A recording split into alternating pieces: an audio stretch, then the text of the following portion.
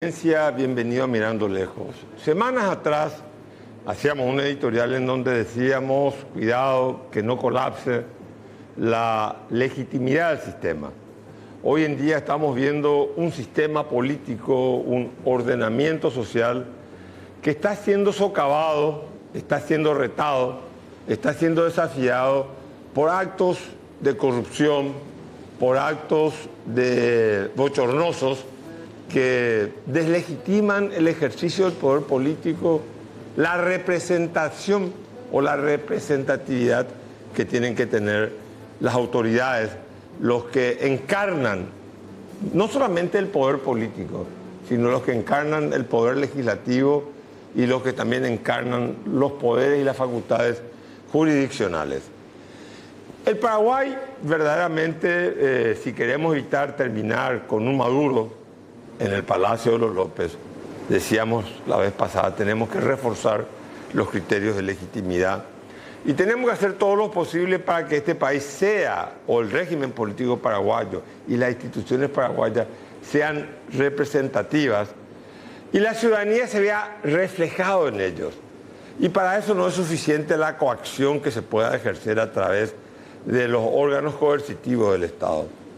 Referíamos en aquel editorial cuando Talleyrand le respondía a Bonaparte, cuando Bonaparte quería conquistar o declarar la guerra, Talleyrand le decía: señor, las bayonetas sirven para todos, menos para sentarse sobre ellas.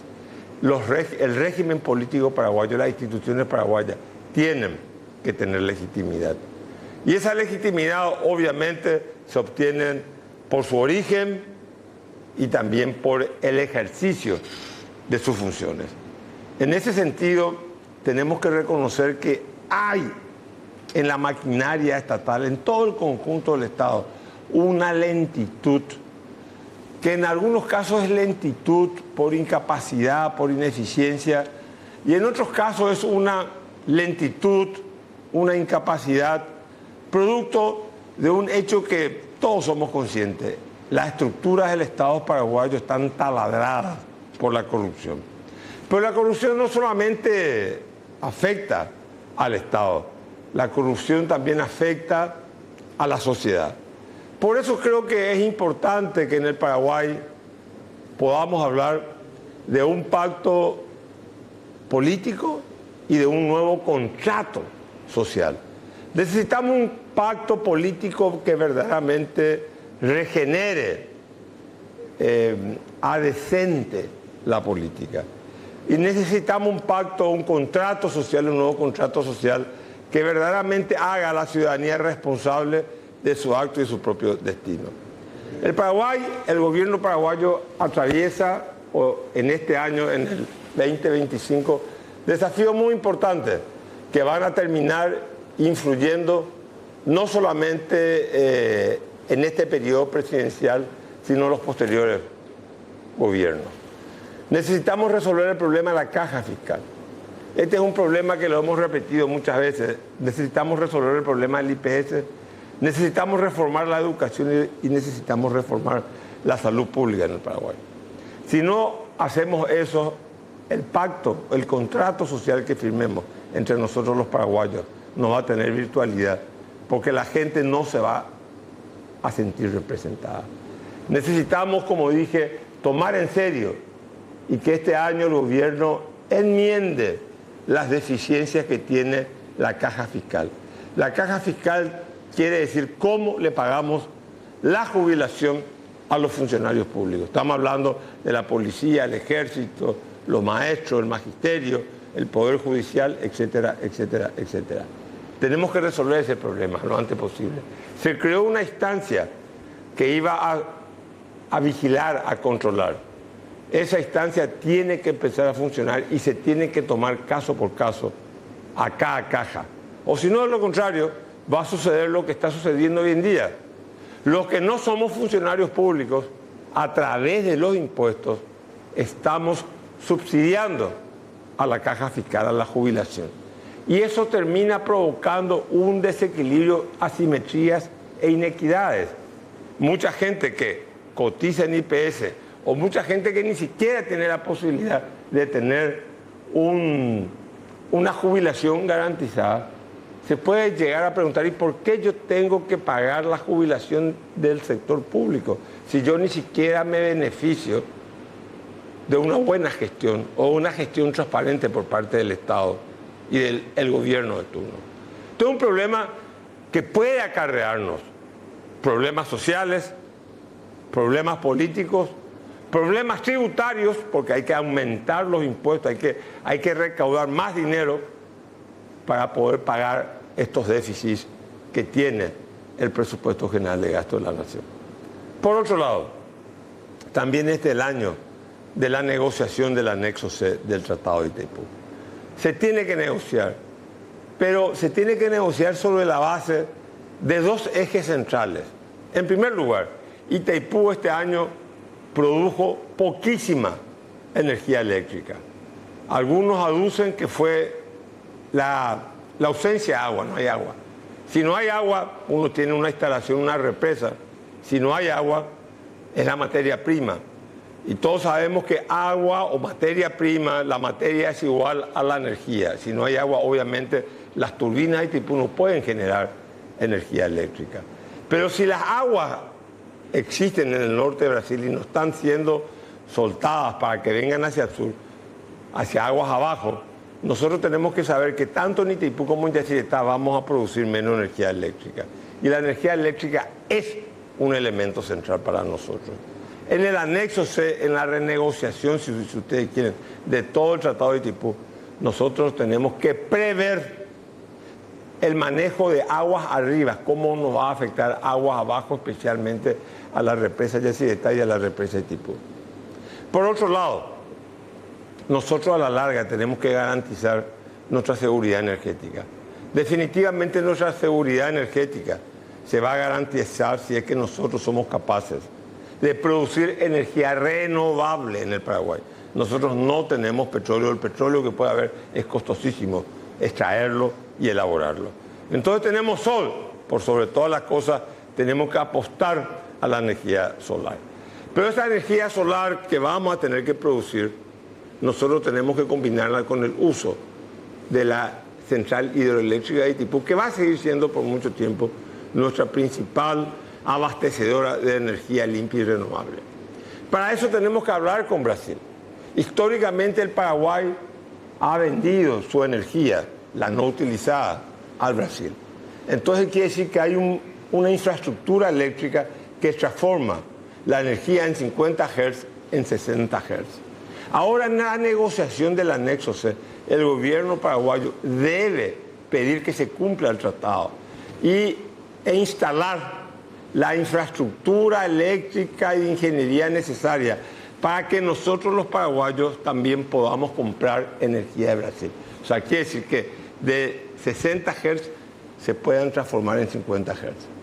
Esa es la única manera que nosotros vamos a tener para reasegurar nuestra seguridad energética. Por años el Paraguay le vendió la energía a Brasil. Está en la infraestructura que transforman de 50 a 60. Ahora tenemos que prever el caso inverso. Y esos son los dos temas centrales de la negociación del anexo C. La regulación del uso de las aguas, aguas arriba, aguas abajo. Y todos sabemos que el de aguas arriba no puede perjudicar al de aguas abajo. Y segundo lugar, tenemos que ver cómo podemos comprar, no que nos regalen, comprar la energía de Itaipú brasileña para el Paraguay y seguir insistiendo en la necesidad de tener nuevas fuentes alternativas de generación de energía. Enseguida estamos con el doctor Manuel Fresco para hablar de psiquiatría, de psicología, de la relación de los niños y los padres en esta época que están empezando las clases. Enseguida volvemos con Miranda. Está con nosotros una persona que admiro y respeto, el doctor Fresco. Él es médico, psiquiatra, psicólogo y psicoanalista. No quiero entrar a abordar lo que es su currículum porque quiero que nos dé algunas respuestas sobre algunos temas que creo que son importantes no solamente para los padres, sino también para los hijos, y orientaciones prácticas con respecto a determinados aspectos de la vida. Manuel, ¿cómo está? Un placer de tenerte en el programa. Gracias por la invitación y por la posibilidad de compartir algunas ideas. Manuel, yo te voy a hacer una pregunta, quizás te parezca un poco pueril. Cuando yo estaba iba a entrar al colegio, el otro día me decía un amigo mío que él siempre le acompañaba a su padre, a sus hijos, al primer día de clase. Y yo nunca fui acompañado por mis padres. Y sentí, me acuerdo una vez, una suerte de desamparo. Es importante que los padres, aunque parezca un rito así, no tan importante, acompañen a los hijos en el primer día de clase o que estén presentes, digamos, en el transcurso de los eventos que se puedan realizar dentro del colegio. ¿Cómo tiene que ser la relación padre-hijo, padre-adolescente cuando están en el colegio? Bueno, en primer lugar, los rituales tienen un lugar también de importancia para lo que es la construcción de la mente. Pero pensar el primer día de clase, me voy, le llevo de la mano a mi chico, chao, chao, y después el resto del año no sé lo que hace, no acompaño de una manera permanente. El ser humano es un animal muy frágil y nosotros tenemos 3 envoltorios. El primero es muscular cuando estamos dentro del claustro materno. De ahí salimos a otro envoltorio que es la familia. Y de la familia vamos a un tercer envoltorio que es el escenario escolar. Cuando yo me preocupo por el primer día de clase, el chico ya llena su mochila años antes de ir al colegio. Y con las herramientas que nosotros le dimos como adulto, como padre, como familia, se va a desempeñar en ese nuevo escenario que va a ser la socialización, los compañeritos, la maestra, el maestro, etcétera, ¿verdad? Entonces, lo importante no es solamente los puntos rituales festivos, sino el acompañamiento de la crianza. Entonces nosotros estamos siempre muy ocupados, delegamos la educación a la escuela y nos lavamos las manos. Y cuando la escuela nos llama, porque el chico tiene alteraciones de la conducta o no aprende o tiene problemas, entonces muy pocos padres, muy pocas familias se hacen cargo del déficit con el que fue a la escuela. Entonces, por supuesto que la salud mental, si hablamos de eso, no es solamente el estar presente en los momentos más importantes, sino es estar presente acompañando la crianza y el crecimiento de esa criatura. El sentimiento del desamparo en un niño es un crecimiento, o sea, existe ese sentimiento, hay niños que se sienten desamparados, o sea, a pesar de tener una familia constituida, una estructura familiar que funcione bien o mal, digamos, como un núcleo, pero uno puede sentirse huérfano dentro de una estructura familiar. Claro. Un niño se puede sentir huérfano. ¿Por qué? Porque no es solamente la presencia del papá y la mamá, sino que son funciones. Entonces, yo puedo tener la familia bien para la foto de los cumpleaños, del bautismo, etcétera, etcétera, pero el acompañamiento, la puesta de límites, el ejemplo que damos a las criaturas en la relación de la pareja, etcétera, todo eso es formativo. Entonces, si yo no me hago cargo de la relación, que la relación tiene que ser trabajada, tiene que ser cuidada, tiene que ser atendida, es como una planta, ¿verdad? Tenemos que cuidar, tenemos que estar alerta, no desligarnos de la criatura, porque obviamente que nos necesita. Y cuando el padre viene cansado, la madre también ya está trabajando afuera, viene cansada también, etcétera. Entonces delegamos a la niñera o a la empleada doméstica y no sabemos lo que pasa. O sea, digamos que los padres tienen que estar atentos en el sentido de decir, bueno, yo puedo ser un padre ausente y eso ser un padre ausente o una madre ausente significa tener un hijo en la casa que tiene sentimientos de orfandad. Claro, pero yo puedo estar en la casa y no hacerme cargo de la crianza. Entonces no es la presencia física, que obviamente que sí, que tiene que estar, ¿verdad? Pero no es solamente que esté, sino que se haga cargo. Y yo siempre hablo de los animales.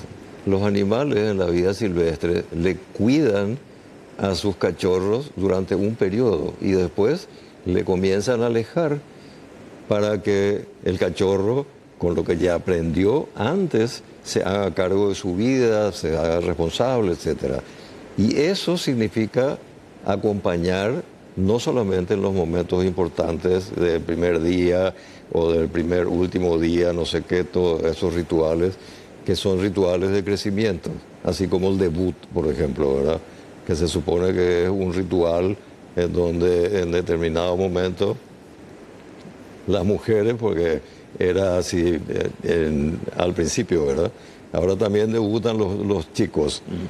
Entonces es como un pasaje de la adolescencia a la adultez, así. Y son momentos simbólicos importantes, pero te reitero, lo más importante es el acompañamiento. Y no hace falta que esté 24 horas. Tampoco eso de que no importa la cantidad, sino la calidad, y entonces estoy 5 minutos, viene la criatura, le doy 3, 4 besitos, y después me siento a ver tele o me desligo de vuelta, ¿verdad? Entonces hay que criar, que es un sinónimo de lo que sería educar, así, criar. Y eso significa que yo tengo que tener en la cabeza las herramientas que creo que son importantes que mis hijos o mis hijos aprendan y que le va a servir después para ese escenario que es el escenario escolar y después lo macrosocial, las relaciones, etcétera. O sea, quiere decir que, a ver, empiezan las clases ahora y una cosa es la educación formal, lo que se va a recibir de matemática, gramática, literatura, historia, etcétera, etcétera. Pero eso debe ir acompañado de la educación, no sé, llamémosle informal, que uno recibe en la casa. O sea, claro. A ver, no puede haber un desfasaje, un divorcio entre los dos procesos educacionales. Las dos son pedagogías. En la casa se hace pedagogía con el niño. Se tiene que hacer. Pero es una pedagogía más afectiva que cognitiva. ¿Qué tipo? Y es más afectiva, pero también cognitiva. La educación en términos de lo que aprende no es solamente conocimiento, es también modalidad de relación, es también el aprendizaje a la vida social que impone límites. El problema, por ejemplo, cuando la gente comienza a preocuparse por la adolescencia, un chico que tuvo una infancia custodiada, acompañada, con el aprendizaje de los límites, que es una cuestión así central, probablemente va a tener una adolescencia más calmada que un chico que en la casa nunca no se le pone límites, hace lo que quiere, agarra el celular, la tele, que come cualquier cosa, duerme a cualquier hora, y ese chico de pronto se convierte en un adolescente muy complicado, muy conflictivo. O sea, digamos, parte de la responsabilidad de los padres, o sea, porque poner límites fastidia a uno, o sea, porque tiene que levantarse y decirle, che, levantarte de la cama, se come hasta ahora. Claro. Otra cosa, digamos, o sea, dejar librado al hijo. O sea, los padres tienen que estar disciplinados en el ejercicio, decir, no, así no, acá esto, claro. Eso un poco sería la consigna. La humanización es un trabajo de los padres, que a través nuestros, como padres, transmitimos lo que socialmente se espera de un ciudadano.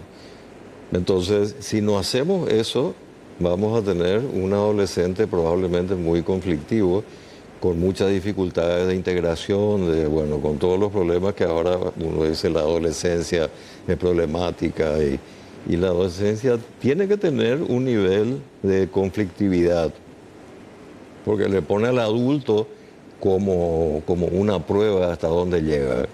Y si el adulto no está en condiciones de poner límites, ese chico va a tener problemas. Y decimos una cosa, poner límites. Hay que poner límites porque uno le dice, "Oh, no salí esta noche, te quedás a hacer tus tareas", o también, digamos, hay un poco de violencia en el sentido, en el pasado, no sé, alguno habrá ligado una cachetada al padre, cosas por el estilo. Hoy parece que eso está prohibido y está hasta denunciado por violencia intrafamiliar. ¿Cómo se ponen los límites? ¿Gritando, gruñendo, una cachetada, o censurando, o dialogando? No sé. Lo que sea necesario. Porque si vos tenés poca capacidad discursiva, digamos, de hablar, muy rápidamente te va a fastidiar y va a terminar violentamente. Un estirón de oreja o lo que sea, ¿verdad? Cuando el adulto tiene el poder y ejerce, por supuesto que hay un nivel de violencia, ¿verdad? Y es un nivel de violencia necesaria para poder poner un límite que el chico no quiere. Porque yo le digo que no, me hace un berrinche, grita, no sé, y después, bueno, por hoy. Entonces cedo. Entonces, ¿cómo se ponen límites? Es una tarea que nosotros como adultos tenemos que hacer en nuestras casas. Entonces, ese chico que aprende que hay cosas que tienen su hora y aunque dé demasiado gusto, tiene que dejar y tiene que hacer otras cosas, tiene que estudiar en vez de jugar, etcétera. Todo eso son imposiciones que generan una tolerancia a la frustración. Entonces, si yo no soy capaz de frustrarme, entonces difícilmente pueda acceder. A ver un poco, está diciendo algo muy importante. O sea, educar quiere decir educarse en la frustración. O sea, yo tengo que aprender que las cosas no van a ser como yo quiero. Yo tengo que aprender que puedo ser derrotado. Yo tengo que aprender que puedo jugar en segunda división y no en primera. Eso hay que aprender, eso hay que enseñar. Sí, eso se aprende. ¿Se aprende en el colegio o en la casa? Comienza en la casa, por eso te decía, el adolescente como problemático es un niño que ha sido problemático también, que no se le dio las herramientas para que cuando sea más exigido socialmente pueda tener la capacidad de decir, con el tema de drogas, el tema de poder decir no, poder resistir a la presión de los pares. La adolescencia es un periodo muy complicado también para el adolescente, no solamente para el adulto que tiene que tolerar. Y eso, el adolescente tiene el material previo que trae de la casa. No es la escuela la que le enseña. Ya uno trae, es como la mochila se carga en la casa. Y decimos una cosa, no todos somos iguales, hay peculiaridades, singularidades, habrán cánones que nos hacen socializar y tenemos rasgos comunes, todos los seres humanos, necesidades comunes, ansiedades comunes, o sea, rasgos comunes psicológicos. Pero hay de repente niños que, no sé si llamarlos especiales, singulares, que tienen mayor singularidad y que pueden ser más díscolos, que pueden ser más violentos. Sí.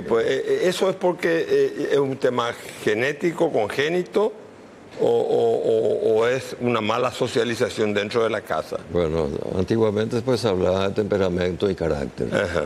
Y uno es lo que uno trae biológicamente. Y sobre eso... Eso define el carácter. Sí, y define la presión cultural que te doma, te domestica, digamos, ¿verdad? Para que vos, de ser un animalito, que en tu cabeza el universo es tuyo y lo que te gusta agarrar nomás, se comienza a decir lo que decía, esto no, esto es ajeno, esto no se toca, ahora sí, tener que esperar. La capacidad de espera que tiene que ver con ese tema de la frustración. No todas las cosas se logran. Vos hablabas de éxito profesional, por ejemplo, ¿verdad? Para que uno tenga éxito tiene que haber un proceso previo, se tiene que sacrificar, tiene que dejar de lado algunas cosas para meterse toda la energía, la meta, etcétera. Y todo eso significa que tengo que administrarme. Durante el periodo de la infancia y parte de la adolescencia va a ser tutelado eso. Pero de la adolescencia en adelante uno es responsable de lo que hace o lo que no hace, ¿verdad?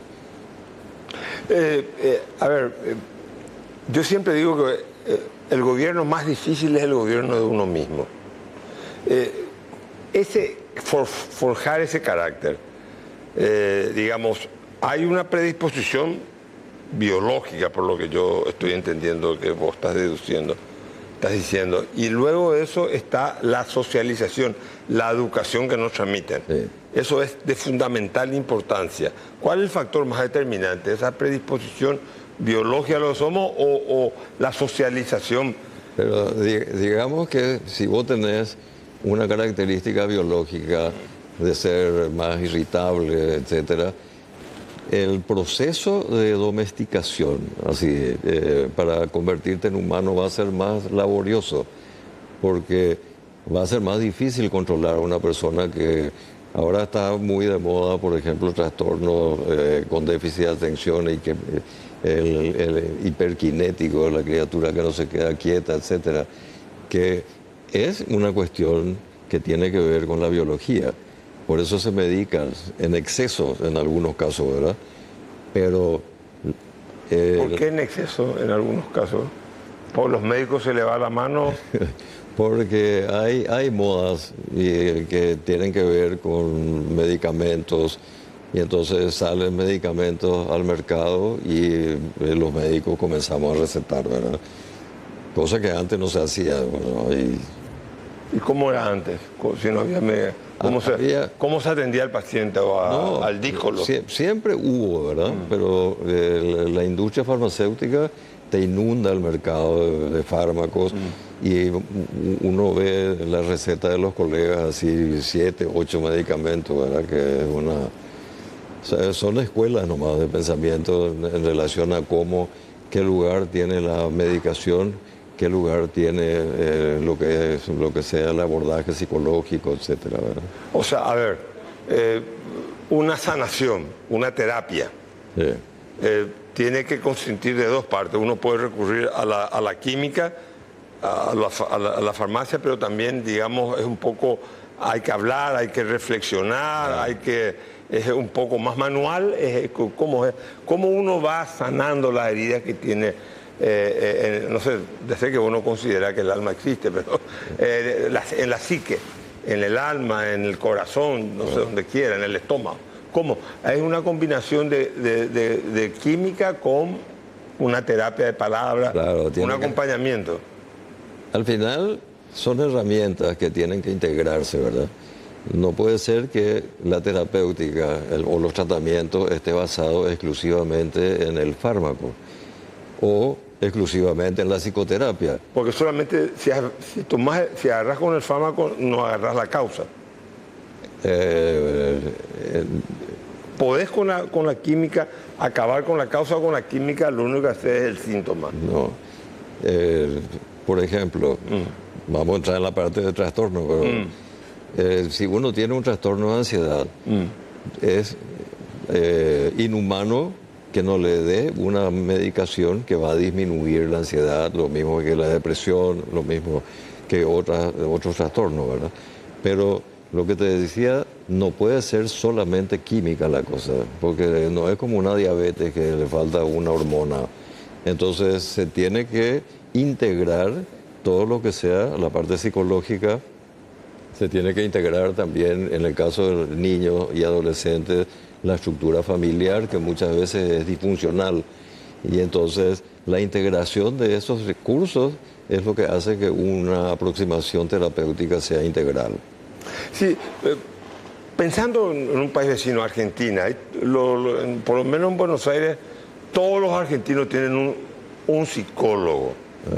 ¿Eso está bien o se necesita tener siempre, digamos, no sé, antes muchas veces cuando la iglesia tenía una predominancia en las relaciones humanas, te estoy hablando de una sociedad tradicional, era el cura de alguna manera, era una suerte de psicólogo, daba consejos, asesoraba en cosas que supuestamente eran ajenas a él, ¿verdad? El matrimonio, la relación familiar, el sexo, etcétera, etcétera. O sea, los seres humanos, para no sentir ese desamparo, esa anomia, esa soledad, necesitan, como en Argentina, de un psicólogo que te psicoanalice o que te oriente, o ¿cómo es eso? Bueno, en general hay vamos a decir, dos tipos de pacientes, digamos. De esto que decir, yo me tengo que psicoanalizar porque si no, no existo y no puedo hablar de mi analista, etc. Pero hay otro grupo que necesita, porque tiene algún tipo de trastorno que le dificulta las relaciones interpersonales o le resulta, está la autoestima baja, etcétera. O sea, que tiene un problema y que en nuestro país durante mucho tiempo hubo una especie de estigma, sí, un tabú. Un tabú, un prejuicio. Nadie quiere ir a un psiquiatra. Eso sigue bastante todavía hasta ahora, ¿verdad? Aunque ha disminuido. Y después, bueno, si es psicólogo, entonces es más aceptable porque se supone que es más light el problema, ¿verdad? Cuando hace falta, uno tiene que recurrir, así como cuando te duele un diente, te vas al odontólogo. Si te molesta el pecho y te duele, te vas a ir a un cardiólogo, un clínico, etc. Y cuando uno está mal, no le gusta cómo se está sintiendo, está muy triste, autoestima baja, dificultades de relacionamiento, etc. Tiene que ir a una persona que de alguna manera le pueda ayudar. Y en términos generales, yo respeto mucho la formación de la gente, ¿verdad? Entonces, el pastor, el guía, te puede ayudar, pero si yo tengo que elegir, me voy a ir a una persona que se ha capacitado, no solamente con una cuestión de testimonio de vida, sino que ha estudiado eso. No es tampoco una garantía, ¿verdad? Claro. Bueno, enseguida volvemos con el doctor Manuel Fresco, psiquiatra, psicólogo, psicoanalista. El doctor Manuel Fresco me dice que no es psicólogo, pero es psicoanalista, no sé cuál es la diferencia. Es psiquiatra y es médico aparte, bueno, no sé. El otro día vamos a discutir eso, ahora no. Decime, Manuel, ¿qué es más fácil en la vida del ser humano? ¿Ser un hombre triste o ser feliz? Un hombre triste. Tener una tristeza, ¿qué es más fácil, humanamente hablando? Adquirir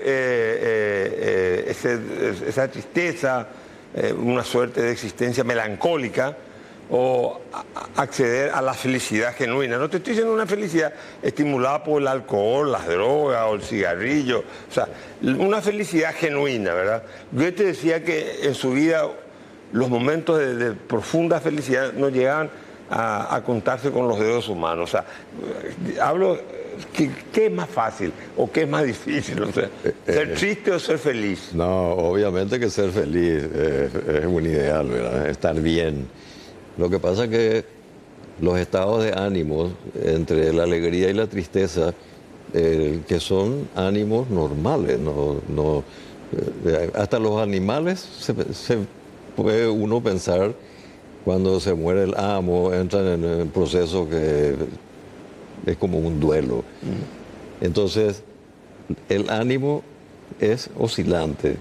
No siempre estás en el tope y no siempre estás en el fondo del pozo. Tenés oscilaciones de tu ánimo, que son normales, porque nadie es feliz toda su vida, nadie, o triste toda su vida, a no ser que tenga una patología, porque estos estados de ánimo en determinados momentos se vuelven síntomas de trastornos. Entonces la tristeza, que es normal, que todos tenemos esta capacidad de ponernos tristes, perdimos se nos muere. A ver un poco, dijiste, tenemos que tener la capacidad de ponernos tristes. Claro. O sea, o sea, el que no tiene esa capacidad tiene una deficiencia. Y yo no conozco a nadie que no pueda sentir tristeza, a no ser que no le interese nada. Hay un trastorno de personalidad así muy, muy característico, que es el antisocial, el psicópata, etcétera, que le importa nada al resto de la gente, ¿verdad? O sea, digamos, estos que en la película cine aparecen como los mafiosos, esos darían la impresión que son insensibles al dolor.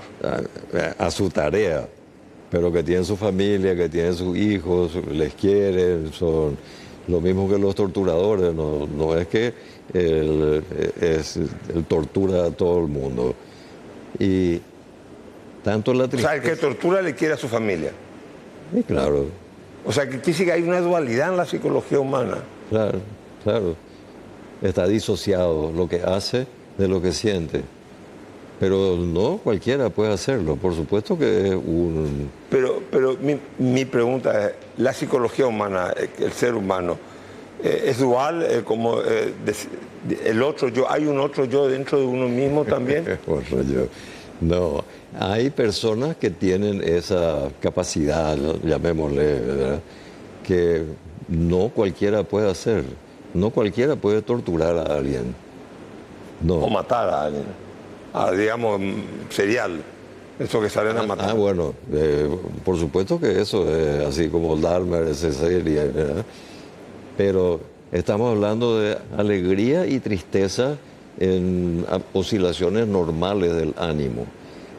Y si la alegría es excesiva y está bien todo el tiempo, lo único que quiere es farrear, etcétera, y después de un tiempito se hunde en una depresión que la vida no vale nada, eso entra dentro de los trastornos de estado de ánimo. Entonces ahí entra el tema de los trastornos bipolares, etcétera. Se convierte un ánimo que es... ¿Cómo es la bipolaridad? ¿Me puedes repetir? O sea, uno está alegre, después pasa la tristeza. Claro. O sea, pero en el bipolar, que ahora se dice mucho, no, pues él es bipolar.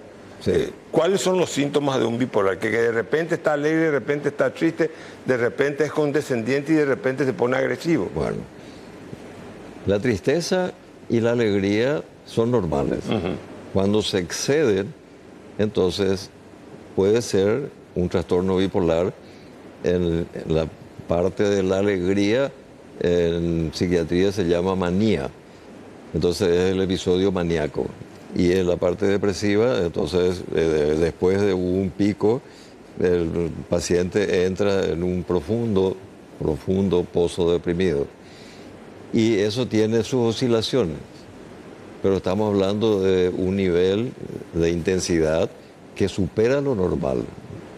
No, pues hoy pues se dice comúnmente, hay veces que hay que analizar esto. Hay palabras, conceptos que no sé si la gente los comprende, pero se usa mucho, no, es bipolar. Sí. Bipolar es que es ambiguo, que es ambivalente, que cambia de o sea, digamos, ese es el concepto más o menos. Pero el trastorno bipolar es una tipificación que entra dentro de los trastornos mentales y que tiene estas características, ¿verdad? Y que el episodio maníaco en la persona no requiere internación, porque de repente vos comenzás a tener un estado de ánimo eufórico, comenzás a pensar que tenés demasiado dinero, te metes en cuenta, farra nomás lo que te interesa, no trabajás y haces de tu vida y de la vida de tu familia un desastre. Y después de un tiempo eso puede ser que siga de un episodio depresivo y entonces la persona oscila. Y hablamos de dos estados de ánimos que en una intensidad menor son normales. te digo, el duelo, te decía, si se te muere una persona que vos querés, va a ser no puede no afectarte, te va a poner triste, eh, eh, no vas a querer farrear, te vas a acordar de tu difunto o de difunta, vas a llorar, bueno, la vas a extrañar, etcétera, etcétera. Es un proceso normal. Por eso te decía que el ánimo, tanto la alegría como la tristeza, son fenómenos normales del humano. O sea que hay que reconocer eso. Claro. Estoy alegre, estoy triste, tomarlo con naturalidad. Tomarlo. Ahora, en este mundo tan vertiginoso que están imponiendo los medios, no los medios, el mundo digital, el mundo virtual. El mundo virtual de las máquinas, el YouTube, el WhatsApp, el Instagram, el Facebook, entran a ser compañeros, suplen falencias afectivas, que la gente esté tan dependiente de los aparatos, que la gente quiera exponerse con fotografía, o los selfies, o estoy acá, o estoy allá. O sea, ¿qué rol cumple en la psicología del ser humano estos nuevos aparatitos que parece que sin ellos no podemos vivir? No, yo creo, estoy seguro ya de eso. Pero más allá de la parte de cómo adquiero conocimiento a través de ellos. Pero lo que te quiero preguntar es, ¿cumplen una función afectiva de compañerismo, de acompañamiento, de no aburrirse, de superar el tedio? ¿Qué significa todo eso? Pero nosotros estamos en un proceso de cambio monstruoso de cómo son las relaciones. El concepto de amistad, por ejemplo, ahora la gente dice, y yo tengo, no sé, 1000 amigos, o no sé, 2000. El concepto de amistad es por las redes sociales y genera todo este tipo, el influencer, por ejemplo, eso no había. Y entonces el aparatito, que es un instrumento, se convierte en un problema. Y se convierte en un problema porque los niños, 2 años, ya están con la tablet, con la computadora, etcétera. Y ahí volvemos a la importancia de los límites, ¿verdad? No, primero que una criatura de 3 años no puede tener el celular de la mamá o del papá, porque seguro que le va a encantar y se va a quedar pegado, fascinado con eso. Y después de un tiempito ya va a saber también cómo manejar, etcétera. Estamos generando yo no sé si decir una psiquis diferente, porque estamos en un proceso de cambio muy acelerado. Entonces, ¿vos no serías partidario de que los niños menores tengan acceso a un medio telemático, digamos, al teléfono, al WhatsApp, al YouTube? O sea, digamos, no es natural. Sería incorporar un elemento artificial que puede modificar el campo. Te pregunto, Sí. la neurología de la gente Claro. y también el mundo afectivo. Por supuesto que sí, ¿verdad? Pero ahí también no podemos educar a una criatura y a un adolescente sin permitirle el celular, la televisión, internet, etcétera. Pero también tiene que haber una cuestión de límite, ¿verdad? No podés estar con tu celular todo el día o todo el tiempo. No podés tener el celular al lado de tu almohada para dormir. Tenés al lado y querés, vibra y estás pendiente de eso. Y eso todavía no, pero está en vías de, así como el delito que está tipificado, ya hay, por ejemplo, dependencia sin sustancias a los medios de comunicación, por ejemplo, la tablet, etcétera, el internet. Hay gente que no se puede desligar de eso. Entonces es diferente que vos tengas tu celular como una herramienta, pero el celular cada vez está adquiriendo ya es como el oxígeno, ¿verdad? Si no tenés celular no existís, no sabés qué pasa, estás fuera de órbita, y entonces obviamente que eso está cambiando, cambia las relaciones. Cualquiera que se fije en un, no sé, en un restaurante, cómo son las reuniones. Hay 5 o 6 personas y están así. Todo, cada uno con su teléfono. Cada uno con el teléfono. Entonces, claro que hay cambios que están generando estos medios. Y nuestras cabezas... ¿Y qué cambio va a tener la psique? ¿Nos va a volver alterados? ¿Nos va a volver más acelerados? ¿Nos va a deprimir? ¿Nos va a volver violentos? ¿Nos va a desinhibir? Porque también digamos que estos medios y en esta pandemia sirvieron para que algunas personas dijeran, no, ahora se hace el sexo con los aparatos, a través de los aparatos sexuales. Para mí es una cuestión, o sea, sin contacto carnal, no entiendo, o sea, bueno, ya es usar la imaginación de uno, o sea, ¿cómo es todo eso? O sea, ¿cómo afecta a la psique? Bueno, el resultado final depende de la materia prima. O sea, de uno. Uno puede tener experiencia, sexo virtual, pornografía, etcétera, como un episodio. Pero te podés enganchar también. Hay gente Ya queda clavado ahí. hay gente que tiene una adicción a la pornografía, por ejemplo. Entonces vos tenés tu computadora y te sentás a trabajar y entonces de repente abrís una ventanita y mirás y ya te desvías de tu tarea. Y después de una hora tu pantalla está llena de ventanas abiertas, ¿verdad? O sea, cuando decíamos es importante el momento y la posibilidad que uno asuma el control hasta dónde, hasta qué momento, cuándo, etcétera. Entonces vos manejás. Entonces eso no es una conducta dependiente, no es una adicción, así como se llama. O sea, yo puedo entrar, ver pornografía, pero yo decido salgo. Pero si yo estoy todo el día viendo pornografía o masturbándome o buscando una pareja para que ella se masturbe y yo me masturbe, ¿eso que ya es patológico o porque digamos se intermedia a través de un aparato y el comercio de la carne, el contacto físico no existe, que ya son nuevas patologías en la psique humana o hay que naturalizar, normalizar como algo? Se está normalizando, obviamente que se está normalizando por la cantidad, pero otra vez, hasta dónde, cuándo, etcétera, es cuando yo, con cualquier droga, que es más fácil que la gente que nos está viendo entienda, si yo regulo lo que tomo, difícilmente voy a ser alcohólico. Si tomo, no manejo, etcétera, soy responsable, pero si no puedo poner un límite, por eso digo, el no es estructurante, la capacidad que uno tenga de aceptar tu límite, que no podés pasar, que tenés que esperar, que no te conviene, que aun, hace poco un afanado periodista me mandaron que dijo que